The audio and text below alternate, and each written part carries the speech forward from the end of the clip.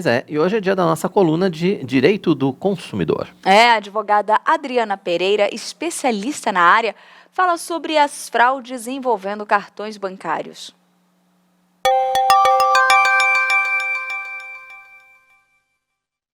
Olá, tudo bem? Hoje o nosso papo vai ser sobre fraude. Cada vez mais você tem visto na televisão, nos jornais, na rádio, consumidores que são vítimas de dados fraudados, dados hackeados, dados roubados e utilizados para fazer compras na internet ou compras até mesmo num estabelecimento comercial. Aí você vai falar, mas como, né? Se eu não dei os dados e ele tem como acessar, como que ele tem informação dos meus dados?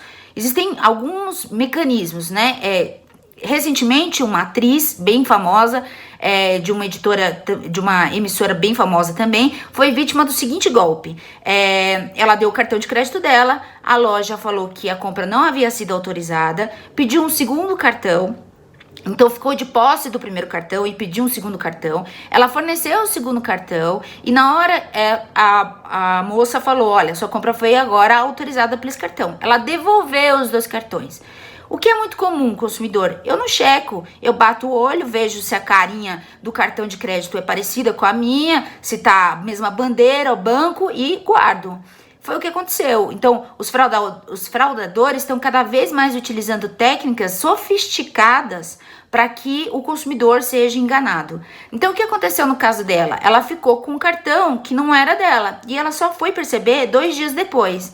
Então, essa pessoa que usou de fraude com ela tinha o quê? Ela tinha o número do cartão, ela tinha a data de validade, ela tinha o código de segurança que possibilitam fazer compras na internet. Mas nesse caso, a culpa é de quem? O consumidor fica com prejuízo? Não, o consumidor não fica com prejuízo.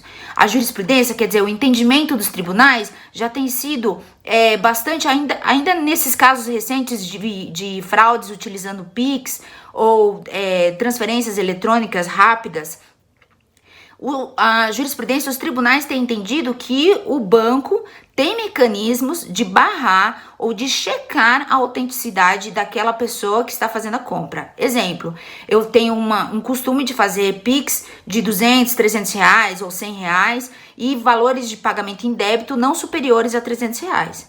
Então, se foi feito um Pix de 2.000 reais, o que o banco deve fazer? O banco deve bloquear a transação, entrar em contato com o consumidor e verificar se é o consumidor que está tentando efetivar aquela compra. Então ele pode bloquear. Então duvide de links encaminhados por mensagem de texto, por WhatsApp. Se alguém te ligar falando que é do banco, que foi verificada uma compra no valor de 2.000 reais de uma loja que você não conhece, não dê os dados, não dê a sua senha do seu cartão, não dê dados pessoais. É preferível que você desligue o telefone e pegue o telefone e ligue para a central de atendimento que tá lá inscrita no verso do seu cartão de crédito.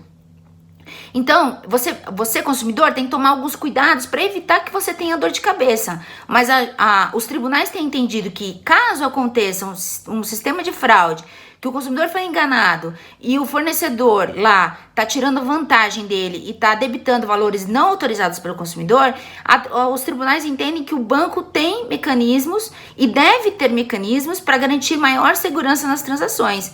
Então, por exemplo, o próprio Procon São Paulo critica o Pix, né? Critica porque ele é um sistema de transferência rápida, o consumidor pode ser lesado valores altos, sem que tenha sido autorizado. Então, o Procon São Paulo fala que o Pix deveria ser autorizado para contas que o consumidor cadastrou. Então, eu só posso fazer transferência para aquelas contas cadastradas. Nas contas que não são cadastradas, eu devo utilizar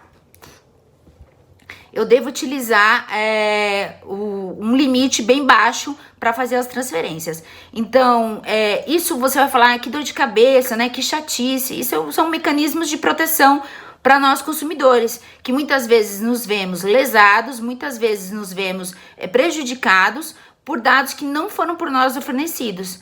é muito fácil o fornecedor falar, olha, não é minha responsabilidade, a senha é pessoal, é intransferível, se a compra foi feita com utilização da sua senha, eu não tenho responsabilidade nenhuma. Não, ele tem que criar um ambiente seguro, ele tem que se salvaguardar de medidas para que evite que o consumidor seja lesado ou que o consumidor tenha uma quantia retirada da sua conta sem sua permissão. E do outro lado, o consumidor também tem que tomar cuidado, tem que ficar atento com mensagens, com links, tentar sempre ter um antivírus atualizado no seu computador, quando ele for abrir sites de banco, não utilizar a rede aberta, por exemplo, eu estou no shopping, não utilizar a rede de Wi-Fi aberta, porque é uma rede mais desprotegida e proporciona que maus fornecedores, pessoas mal intencionadas